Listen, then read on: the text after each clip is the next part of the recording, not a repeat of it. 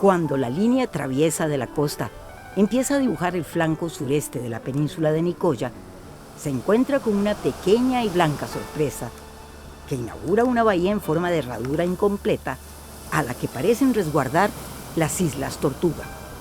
Lo paradójico de la historia es que esta parcela verde que envuelve la costa de la bahía y se extiende incluso mucho más hacia el oeste es Curú, un refugio de vida silvestre de 84 hectáreas de extensión que hasta recibe visitantes que no son nativos del refugio, como ella.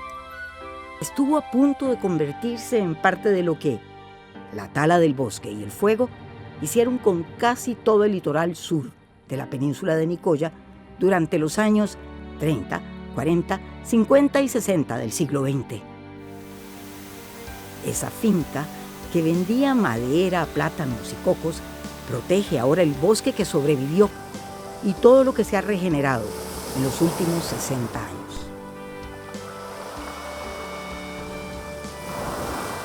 Gracias a eso y a la notable disminución de la cacería, hay una marea de paz que inunda los potreros, el bosque, el viejo cocal, la playa.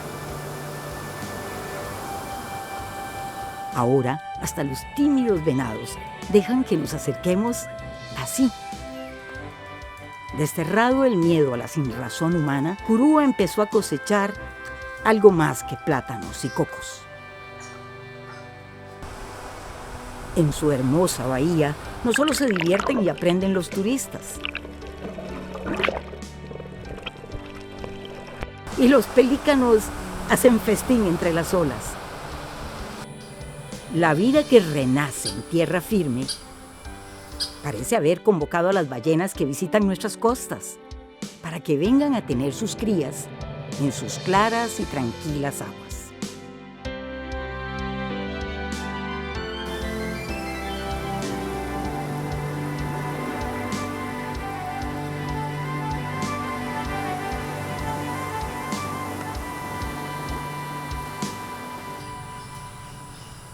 El refugio guarda parches de bosque como este, con gigantes así, por donde peregrinan y juegan monos, pájaros, ardillas, llenándolo todo con su algazara y su música.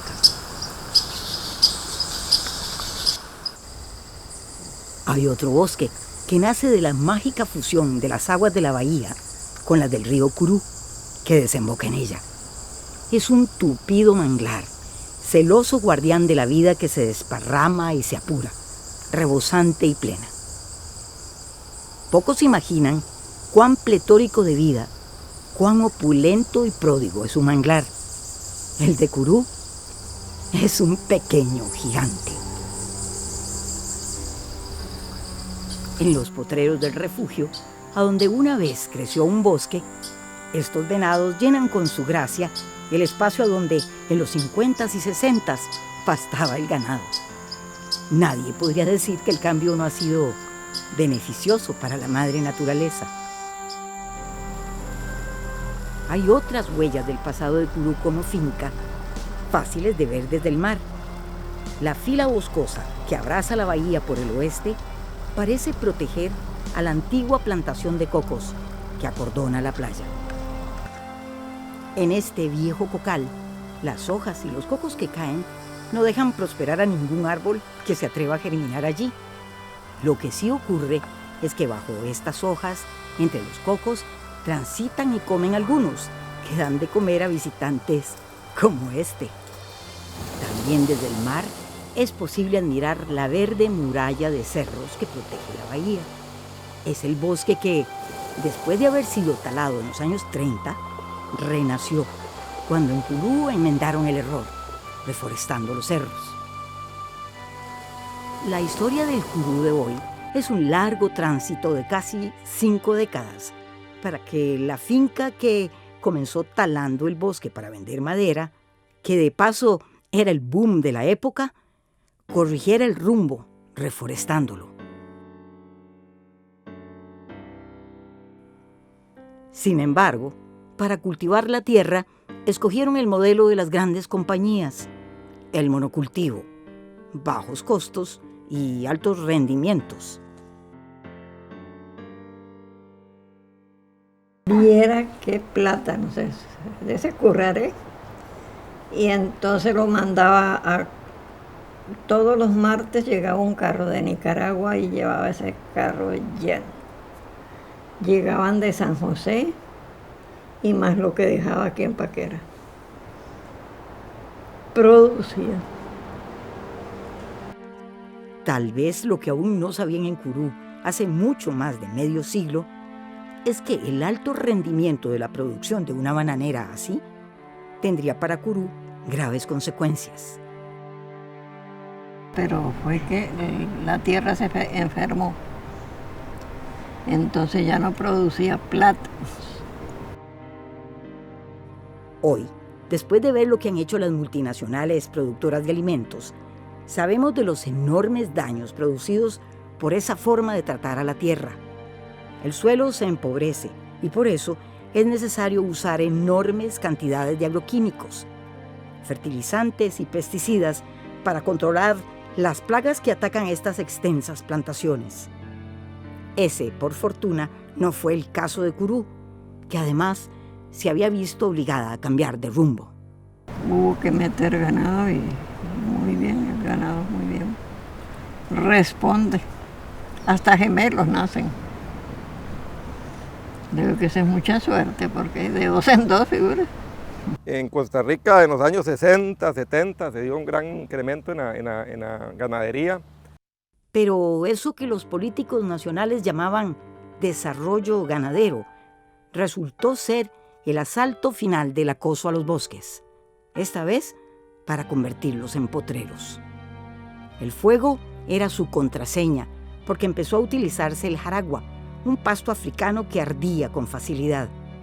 Así, los potreros desnudaron cerros y llanos. Sin embargo, en Curú, el fuego se quedó afuera, proscrito, desechado.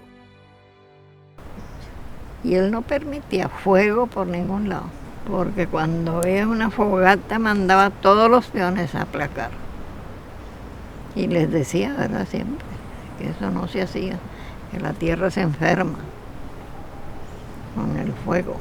Igual mi papá comenzó a sembrar todo esto, pues hizo potreros, hizo todo, pero él, yo digo que él estaba bastante actualizado, aunque era una zona remota.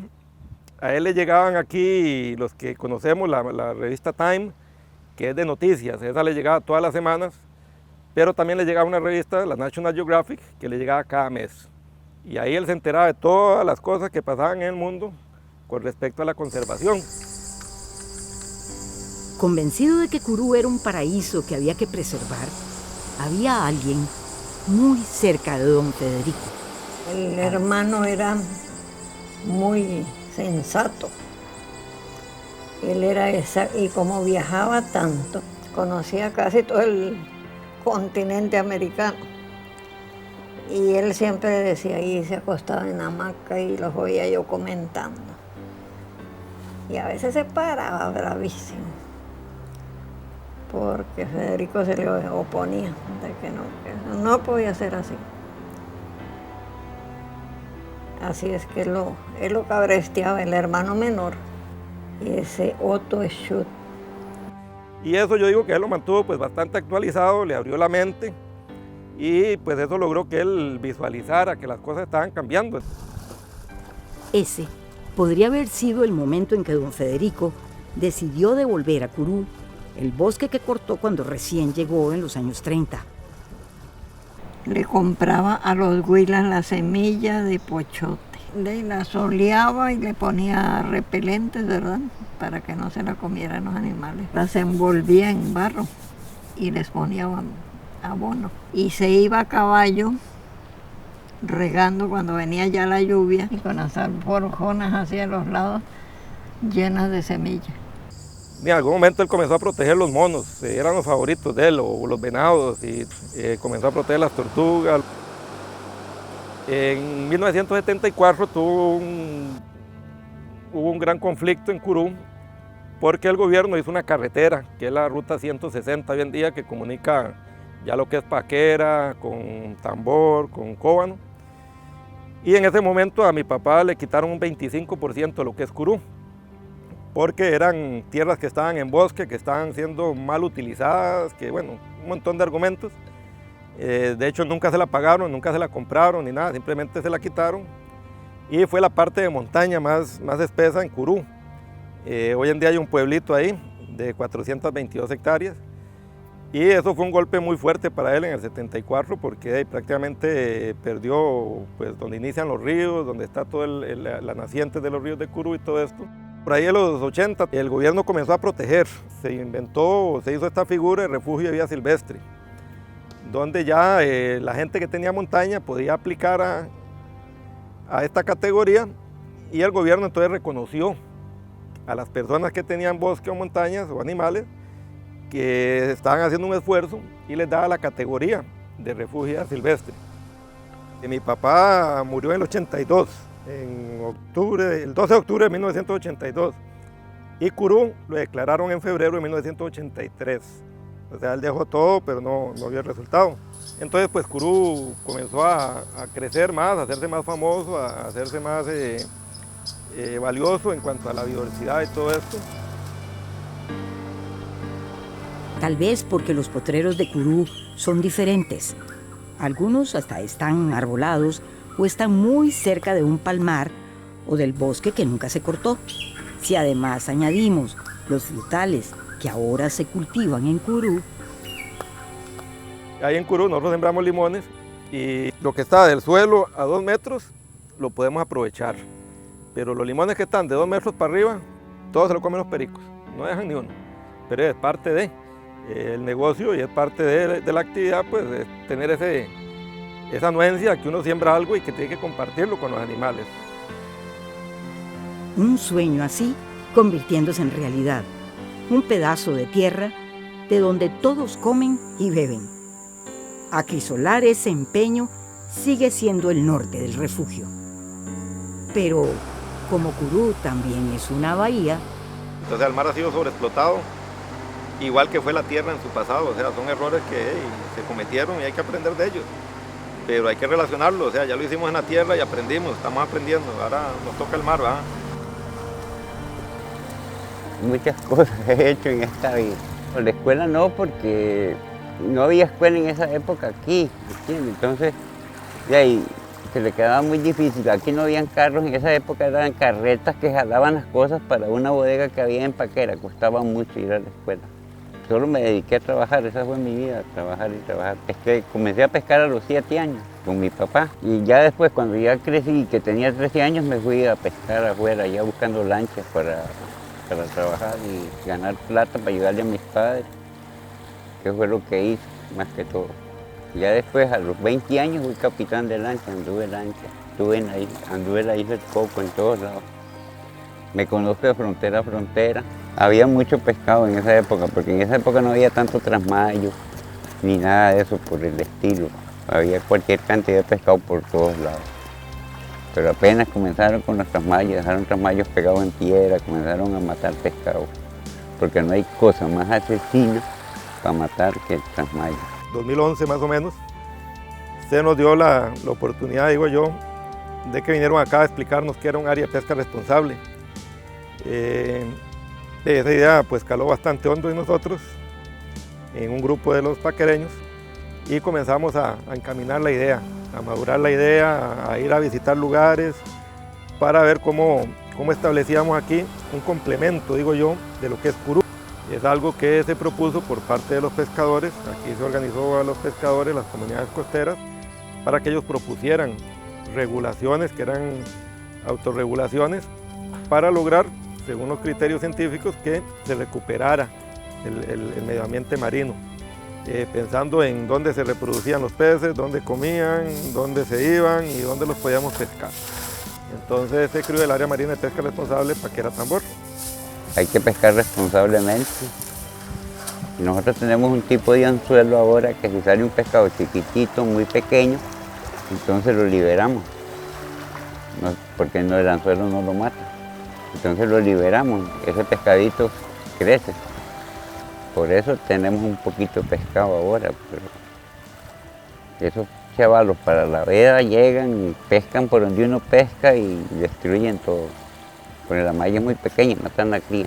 La gente de la comunidad de Paquera hicimos lo propio aquí en lo que es Paquera y también zonificamos de acuerdo a los criterios de los pescadores, que es lo importante, porque ellos conocen dónde hay peces pequeños, dónde no vale la pena pescar o qué tipo de artes ellos consideran que se pueden utilizar.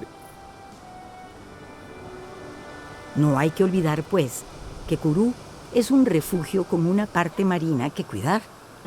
Por eso, ellos creen que la actividad pesquera no solo debe ser sostenible, también tiene que ser regenerativa. Eso significa facilitar la recuperación del ambiente marino. Para eso, utilizan arrecifes artificiales que ellos mismos construyen. Con el paso del tiempo, las llantas transmutan.